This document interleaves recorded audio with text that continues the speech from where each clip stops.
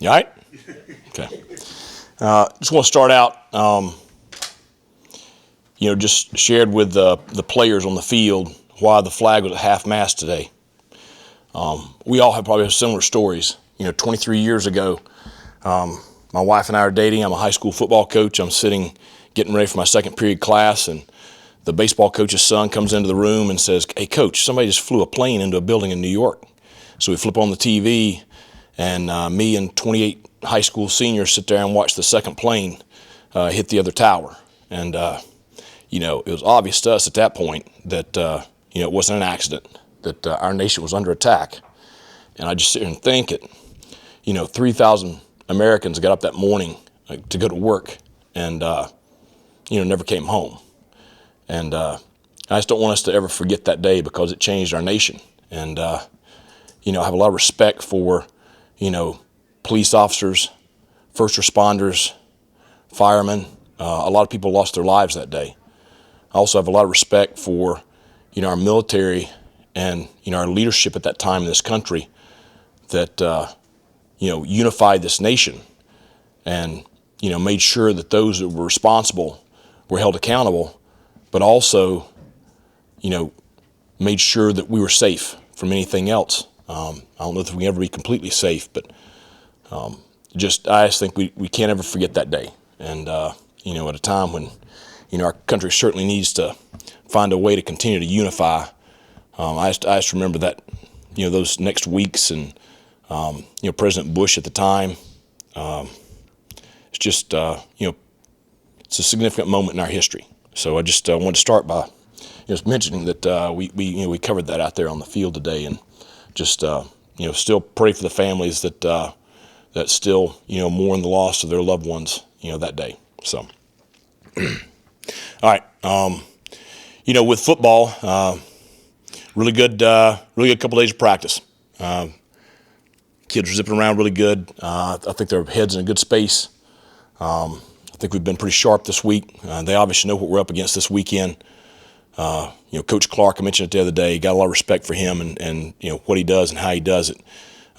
We have a huge challenge Saturday that they'll come in here ready to play. They're a very, very talented, solid football team. It's a big test, okay? Great opportunity, but a big test. Really excited. I think the Boneyard's completely sold out. I think the stadium has a little over 1,000 tickets or something like that left, for a complete sellout. So there's going to be a huge crowd here on Saturday. It's our job to make sure we're ready to play. The kids will be ready. So they're excited about the matchup. Questions? Coach, y'all played so many snaps in the ODU game, especially those offensive lines. Yep. So how do you make sure they're good? Well, that's what we talked about, as a staff last night, and then today. Just got through talking to the team about it. We have some high rep guys from this past weekend that, the number one focus for the next 48 hours is to make sure that they are fresh. Our athletic training staff and our strength and conditioning staff, they've got a lot of different things they're doing with them during their downtime the rest of the day today and all day tomorrow. It's obviously something we've got to really focus on. We've, been very deliberate with the reps that some of the kids are getting. Making sure they're getting the reps they need to be ready for Saturday, but also not putting too much on them. But that's obviously, a big piece of this week. Talked to Marlon yesterday, and he talked about how important this particular game is for the older guys and how they're, kind of take it personally. Do you see that out there, that these guys really want this one against Appalachian State? Well, you notice our goal board out there, it's got one team on it, and that's got to be our focus each week. The goal is 1-0 this week. So, this week, this game is the most important one to us. It's fine that, the guys, have a little bit, inside of them about this game, this matchup, this rivalry. But, we got to focus on ECU because that's the most important thing. We got to take care of ourselves, and we got to focus on making sure we do our job. How important is it to once again get the running game going? Because that seemed to really open things up against Old Dominion. Well, I think that, the ability to do both. We're certainly not a one-dimensional team. It was great to see, the backs get going on Saturday. Rajay, Javius, and Marlon, all three, especially in the second half. You mentioned Marlon. He may not have had the glamorous runs or the big 63-yarder like Rajay did, but he had some punishing runs, and I promise you those linebackers felt it. And I thought that was a key in the second half, particularly the fourth quarter, them having to tackle him. He's a big bruising back, so I think it's important. Certainly is. We just got to make sure that we're never one-dimensional. Rajay said you had a little words to get him fired up. Well, I just told him I was thankful that Ant was able to shield that guy so he didn't get walked down on that 63-yarder. So. We always go back and forth. He's a breakaway back in his mind, so just can't let him forget who he is.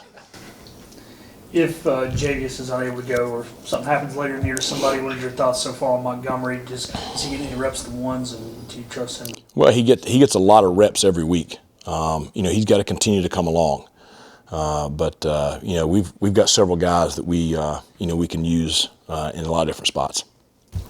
With Jake, y'all reference he's kind of been the same guy, 7 picks in 2 games. Has he changed at all, or is he still the same guy? Well, I think he's been very sharp this week. I think he's practiced very, very well. I thought today just a lot of zip on the ball, very decisive. I think the big thing that he's worked on all week with Coach Baker is just not forcing things, taking the throws that are there, and knowing when to fish or cut bait kind of deal. Is that one of those things that maybe the light comes on at some point that you have to keep working through that? Well, I think the more experience. We had a really good quarterback here that holds a lot of records, and when he was early in his career, he threw some that drove me crazy. And then late, he tries to forget about it. But late in his career, he didn't do that anymore. And that's the thing for Jake is just using that experience. Nothing teaches you that the stove eye is hot like touching the stove eye, And so, but he's got to learn from those experiences and learn to navigate. Hey, this is the time to rip it in there, and this is the time not. So. Coach, how about the whole team? Couple games in, 2 wins, good start. Obviously, that comes with buzz and praise. Maybe more so than last year. How has that kind of affected your team and your coaches, either good or bad? Well, I think the positive piece is the confidence we've got from getting 2 wins to start the season. I read the Man in the Arena by Theodore Roosevelt to him yesterday, and just talking about who you listen to and who you don't kind of deal, because they can't be reading too much when they have success, and they can't be reading too much when they don't. Because there's going to be critics, both ways, and both are probably going to be to the extreme. And so, just focusing on the guys in this room and focusing on, the next play, the next game, that kind of stuff, but also understanding, that you've got to bring your best every single day. And that's, I am glad that we have a team of the caliber of Appalachian State this week, because that makes sure that keeps their attention. We tend to kind of label guys a lot of times incorrectly when Anthony Smith comes in. He's just a speed guy or whatever, but he made a Randy Moss play the other day. He's got to be at all-time confidence level, and is that same for you? You got confidence in him? Oh, I've got tons of confidence in him. I saw it all spring and all fall camp, and I'm glad that everybody else is seeing it now. I don't know what happened in the past. Don't really care. I'm glad he's here. But he is unbelievable, and he's a good player, really good player. He is just a great young man, and I enjoy seeing him every single day. Enjoy our relationship. Anything else? All right. Thanks a lot. All right. 9/11. I think Coach Houston hit on it in practice there. Just never forget. And I think back about 23 years ago, where I was actually in an English class, and I heard some people across the room talking about a plane hit a tower, and I was kind of confused. Thought maybe I was up in the mountains of Western Carolina. Thought maybe a small plane had hit one of the towers up there in the mountains, and then the teacher dismissed class, got back to the dorm room, and saw the news on the television there. And most of our players, we had very few of our players that were even born then, but just always keeping those that we lost that day in our prayers and our thoughts. horrific event that kind of brought our country together, and just thankful for the people that continue to fight for this country and make this what I consider the greatest country in the world. So I think we always got to take time out to realize we always think about football or think about our job or think about our own personal lives, but we got to take time out to be thankful for what we have in this country and what we have each and every day, and how blessed we are. So just kind of want to start with that. Coach, going back to the ODU game, how happy were you with your defense with situation football on that final drive, tackling them downs and keeping contained everything? Yeah, the final drive, the fourth and 10 down there at the 9-yard line, you want to go get them right there and end the game right there, but at the same time, if you make a mistake and they go 90 yards, it probably ends the game for you too. So you just kind of want to keep the ball in front of you. The smart play there is, drop 8 and keep the ball in front of you, keep the clock moving, because they got 90 yards to go. They got to get a touchdown, and the clock's running against them. So I thought we did a really good job. Kids didn't panic. We even made some substitutions in there, got a new package in there. Package that we hadn't got in there all game, our NASCAR package, and just the guys did a really good job of getting after the quarterback, and knowing the situation, understanding, what we've repped in practice 1,000 times. I mean, we've been through 2-minute drill, and the good thing, those kids that were on the field, they're not the first time going through that situation. They've been through it, 100 times in practice. They're older kids, they're older players, they don't panic, and they were ready to go win the game for us. How dangerous is a team like App State coming here after getting crushed down in Death Valley when they come in, because they're better than they played at Clemson?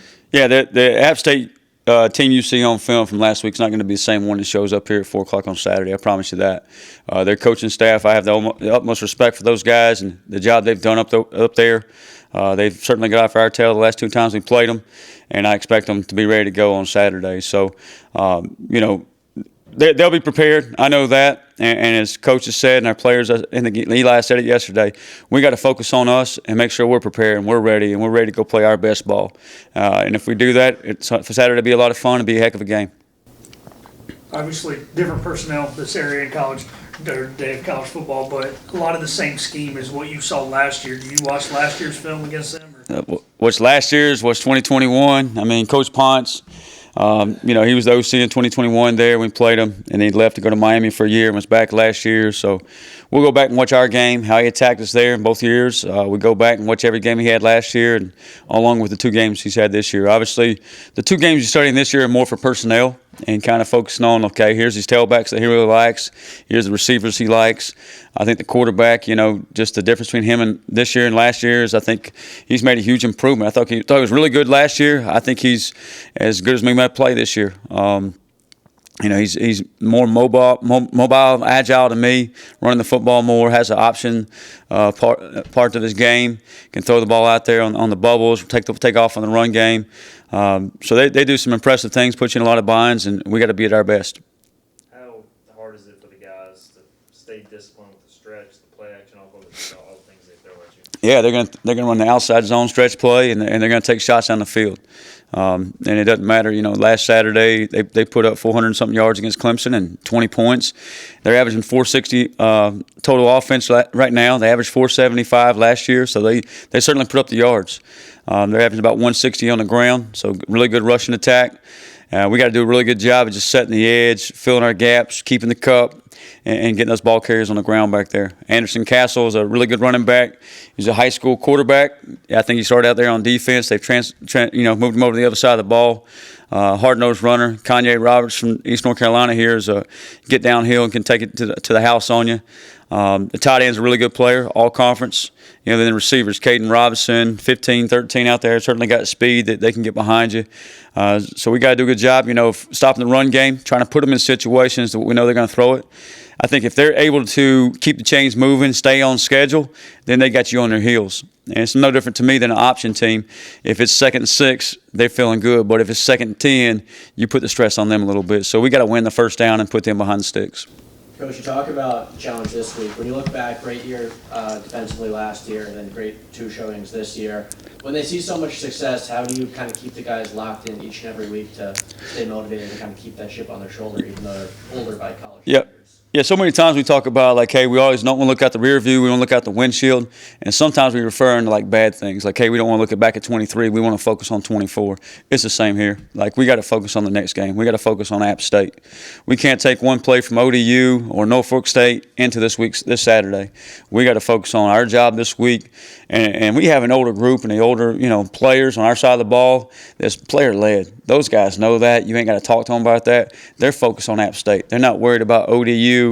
What happened last Saturday, what didn't happen, what play they did or didn't make. They're focused on this Saturday and playing in front of Pirate Nation in Dowdy. So that's the big thing for those guys. Talk a lot about depth going into the year, especially on the D-line through 2 games. Have you look at participation? Or precipitation. We might look at that too. Those charts, do you like how that's gone so far, giving guys rest? Yeah, I thought we did a poor job on Saturday as coaches, and I'll pull the thumb at me first of substitutions. They didn't sub a lot offensively, and they went fast, and we didn't do a good job rolling guys early. So I think we had about 5 or 6 guys that were over 70 plays, and we like to keep those guys around 50. To me, if we keep getting those guys 75 plays every week, we're going to look up in 3 weeks and we're going to lose somebody. So we like to keep them around the 50 plays so we can keep them fresh all season long. The difference between defense and offense is this. Defensively, I'm pursuing and running the football every single snap. Ball's on the other side of the field. I'm freaking hauling tail to get there and see if I can get on the play. If it happens to break out, I'm going to get it on the ground. Offensively, I may take what they call a smoke break on this side of the field, and I'm not even moving. So I'm basically taking a play off. I might as well be out of the game. So we got to have that depth and keep building it. Last week was a little tougher week just because they didn't sub, so we couldn't sub within a series.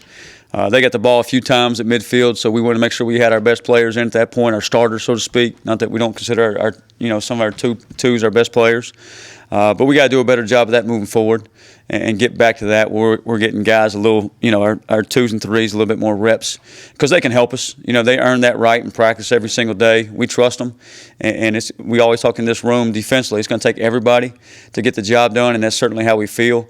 And we got to trust each other to do that. And so as coaches, we got to do a better job rotating those guys, especially early in the game.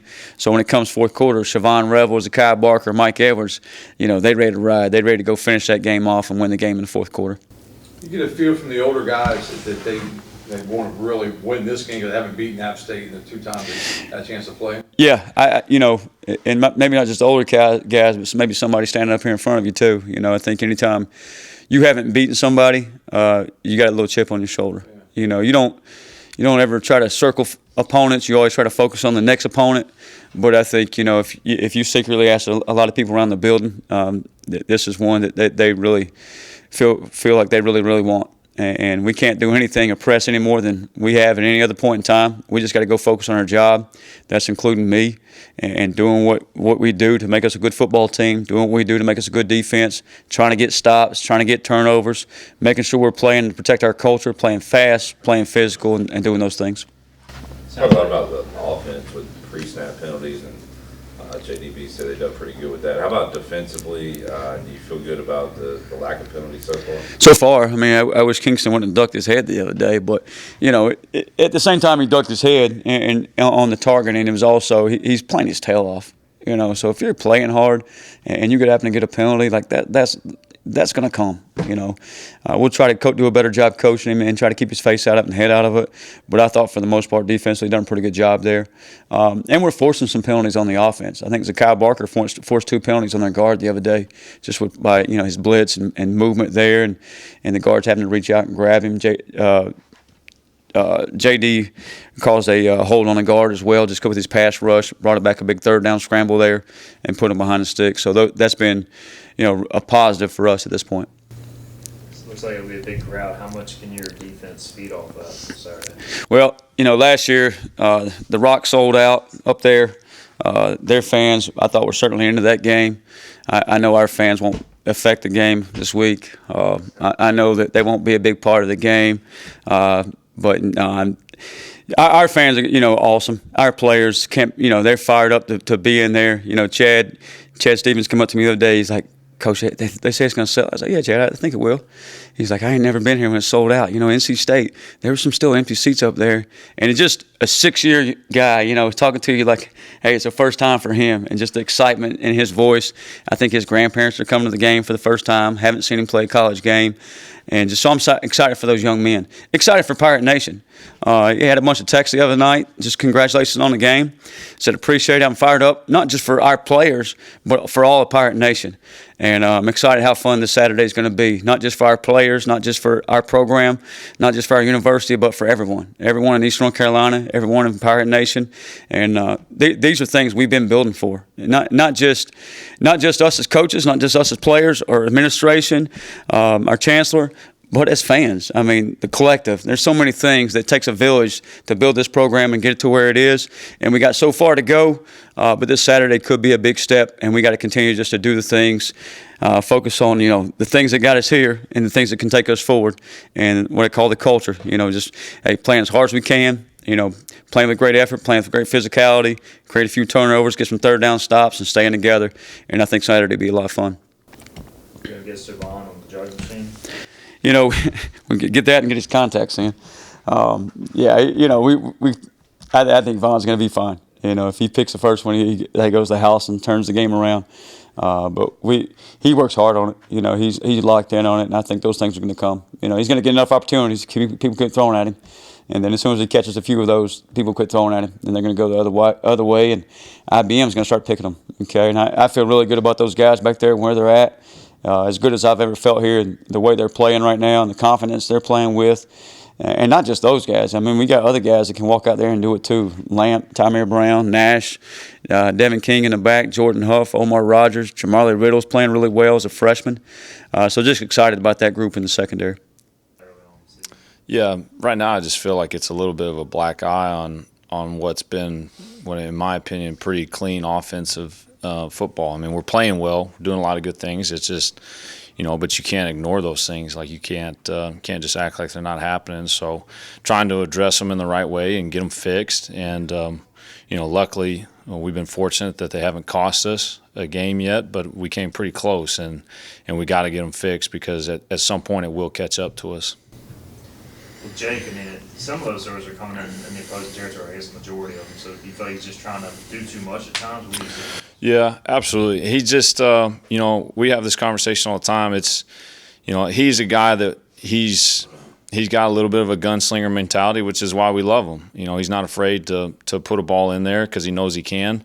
But at the same time, he's just having a conversation of making sure I'm trying to make the play. He tries to make a play a little too much at times. He's got to understand, just make the play that's there, whatever that is, whether it's, if some of those third downs that he rips it in there and we pick up a first down on third and long, if that's the play, then make that play.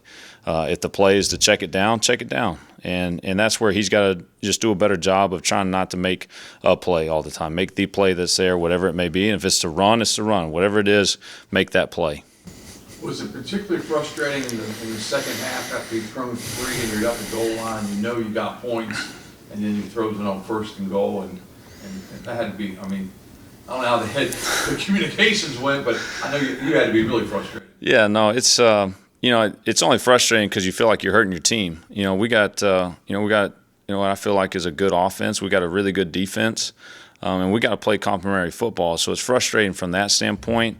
But also you got to understand you got a guy that's in his fourth, fifth start as a college football player. And so you got to coach them through that stuff. And it's situational football. It's first down. We got points.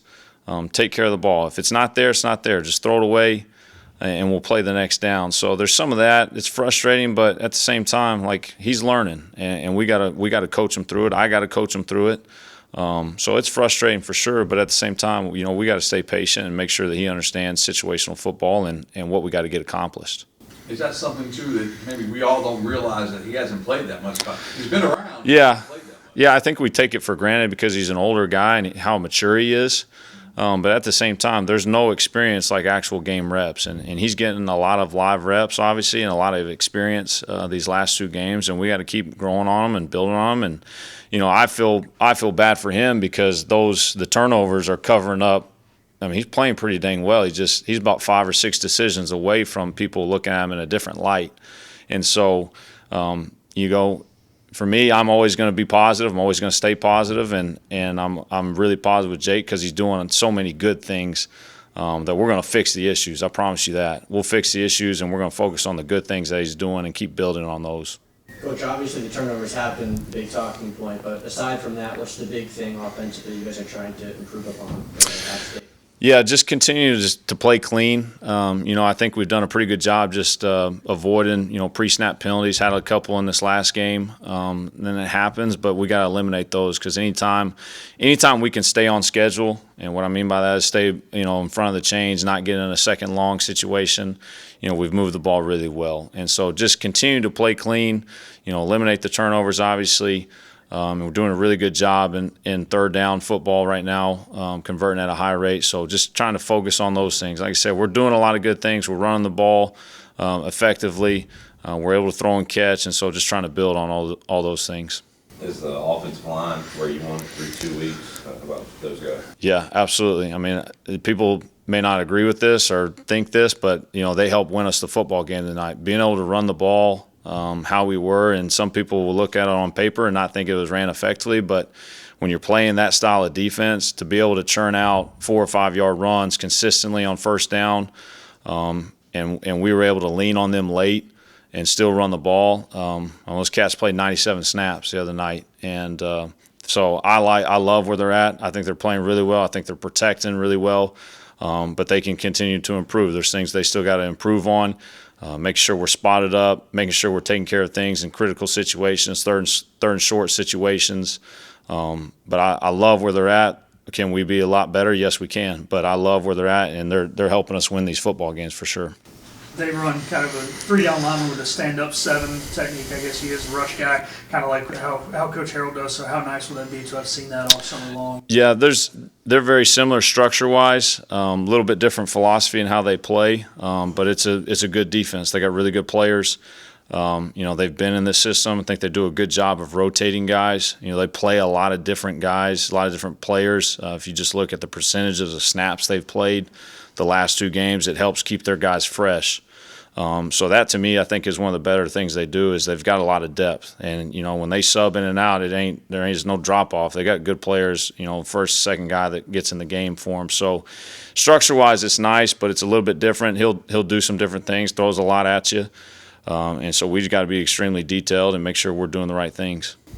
During the end of the first half, is that a head coach, special teams coach deal? Or are you yelling stuff at Jake? What's your role there?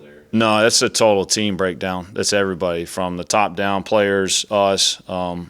Just again, it goes back to situational football, and again, you got a lot of people doing this for the first time together, and so it falls on me. It falls on everybody involved, and we got to be clean. We got to have our guys ready for that situation, and we got to do a better job. And if it comes up again, we'll be able to execute how we're supposed to.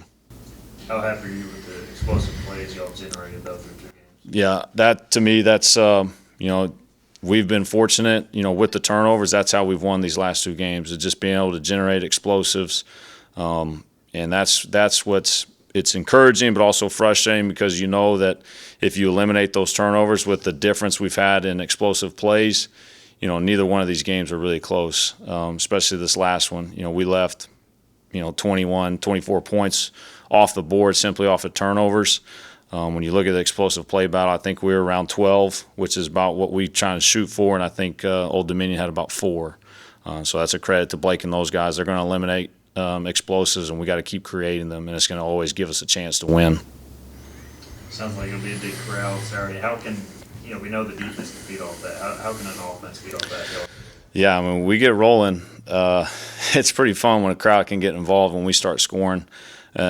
Quickly. But I'm excited to see it. We got the best fans in the country. Just the support, even up at Old Dominion. Half that stadium was purple, and our guys felt that. And so, to be able to come back home in front of a great crowd, we got to make sure we do a good job of just focusing on what we're supposed to do. Our job is in between the white lines and go play clean football and go score points. So that's our focus. But trust me, anytime you can go score in front of a full stadium, it's fun.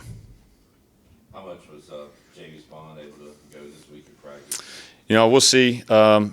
He got everything checked out. We'll see as it goes. But yeah, I think he's a guy that we'll have hopefully back here sooner rather than later.